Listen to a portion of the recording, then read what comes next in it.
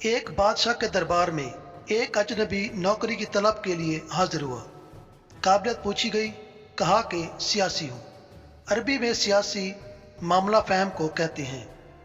بادشاہ کے پاس سیاستدانوں کی بھرمار تھی۔ اسے خاص گھوڑوں کے استبل کا انچارج بنا لیا، جو حال ہی میں فوت ہو چکا تھا۔ چند دن بعد بادشاہ نے اس سے اپنے سب سے مہنگے گھوڑے کے متعلق دریافت کیا۔ اس نے کہا نسلی نہیں ہے۔ بادشاہ کو تعجب ہوا۔ اس نے جنگل سے سائیں کو بلا کر دریافت کیا۔ اس نے بتایا نسلی ہے، لیکن اس کی پیدائش پر اس کی ماں مر گئی تھی۔ یہ ایک گائے کا دودھ پی کر اس کے ساتھ پلا ہے۔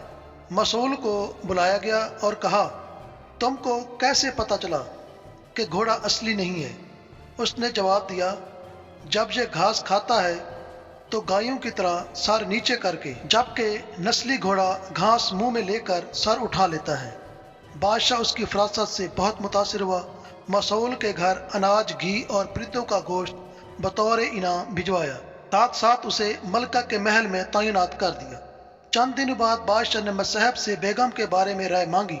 اس نے کہا طور و اطوار تو ملکہ جیسے ہیں، لیکن شہزادی نہیں ہے۔ بادشاہ کے پیرو تلے سے زمین نکل گئی۔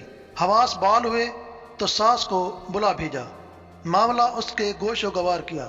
اس نے کہا حقیقت یہ ہے کہ تمہارے باپ نے میرے خاوند سے ہماری بیٹی کی پیدائش پر ہی رشتہ مانگ لیا تھا، لیکن ہماری بیٹی 6 ماہ میں ہی فوت ہو گئی تھی۔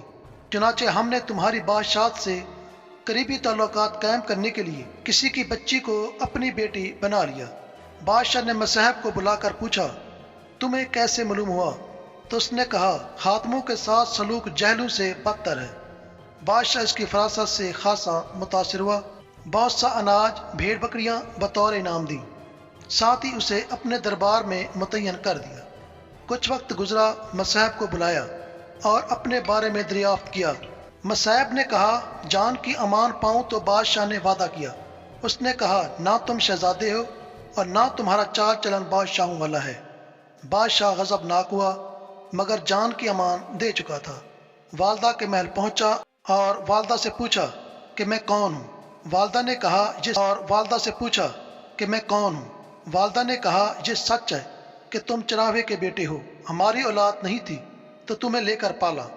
بادشاہ نے مصاحب کو بلا کر پوچھا بتا تجھے کیسے علم ہوا؟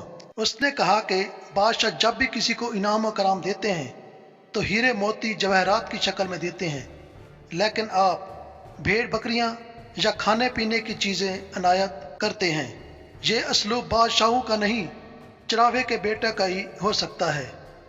عادتیں نسلوں کا پتہ دیتی ہیں، عادات، اخلاق اور طرز عمل خون اور نسل کی پہچان کرا دیتے ہیں۔